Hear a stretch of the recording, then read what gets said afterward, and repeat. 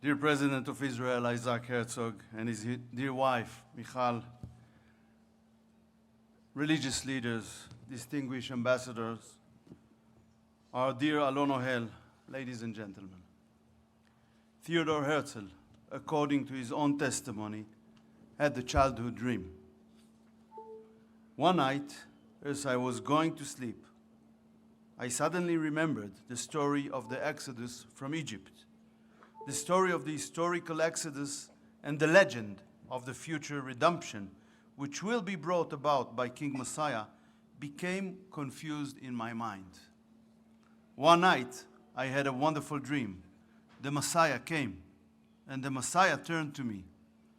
Go and announce to the Jews that I will soon come and perform great miracles for my people and for the whole world.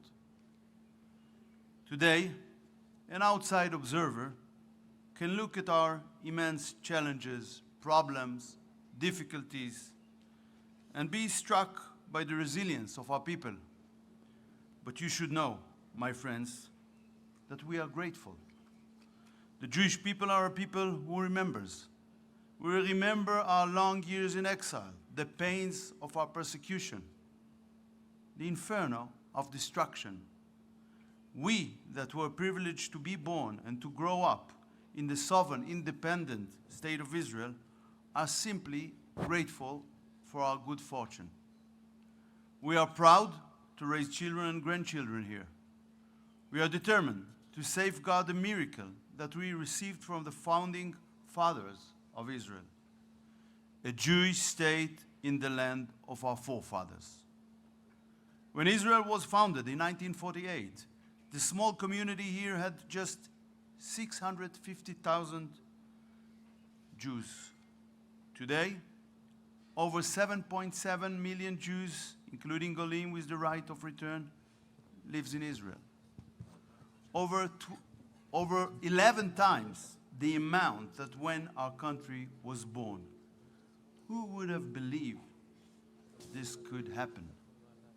In a very short time, in historical terms, the majority of the Jewish people will live in the land of Israel for the first time in 2,000 years.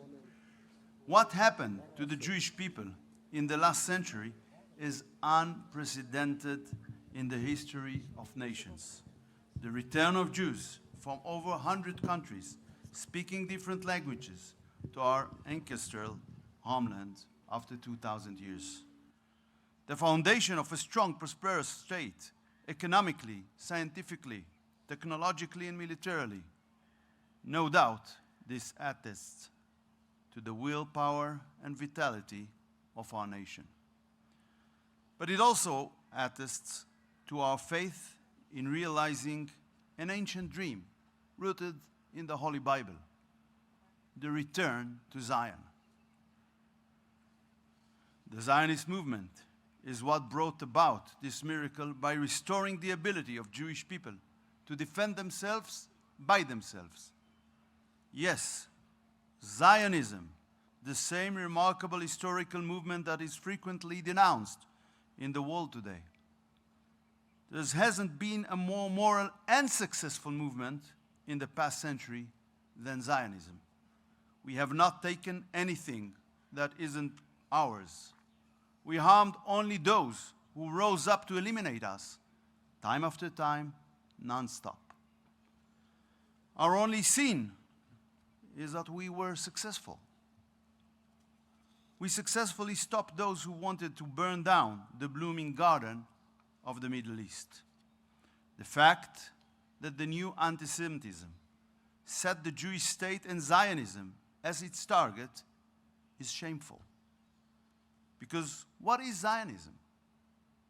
It's the right of the Jewish people to its own state in its historical homeland, the right of the Jewish people to defend itself, its right to the same rights taken for granted for any other nation. Israel's citizens were attacked by 8,000 missiles, rockets, and drones from March the 2nd by a neighboring state's territory, Lebanon. It responded with precise actions that no other military in the world is capable of. You military attachés know that.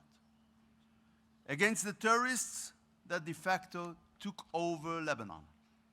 Would any other nation in the world be accused of indiscriminate attacks for actions like this taken in self-defense? And all this has been going on 26 years after we completely withdrew from Lebanon. Israel's unforgivable sin. It refuses to be eliminated by fanatical jihadists. Israel is strong, and we don't have a choice. We must be strong, because if we were not, we simply won't exist. Is Israel a model to condemn or a model to learn from and imitate? We used to use the term world order. The world order is falling apart before our eyes. Terror organizations of the past have become terror states after they took control of territories and their populations in Lebanon, Gaza, Yemen, and more. States are falling to pieces, Sudan, Libya, and more.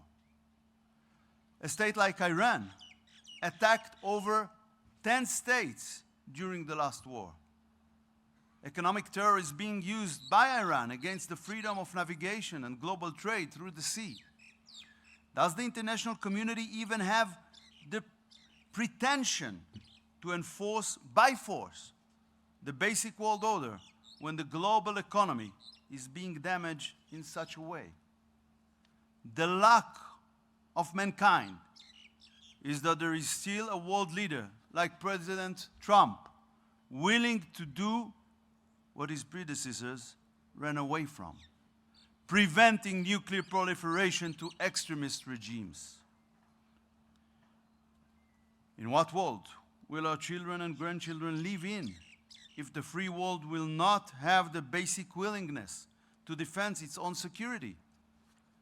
And on top of that, we are witnessing the manipulation of international public opinion in which the truth is a lie and the lie is the truth. Imagine what would have happened if Israel, which was condemned for its action in real time, didn't destroy Iraq's nuclear reactor in 1981 with nuclear weapons in the hands of Saddam Hussein. What would have happened without Israel's 2007 strike on the nuclear reactor that Assad built? The same Assad that butchered his own people with chemical weapons. Probably would have in power to this day. A discussion about the truth would talk about what seems to be the international community's limited ability to stand up to tyrants and extremist regimes. These regimes threaten global security. They wait for cracks of weakness to fill the void left by the absence of a world order.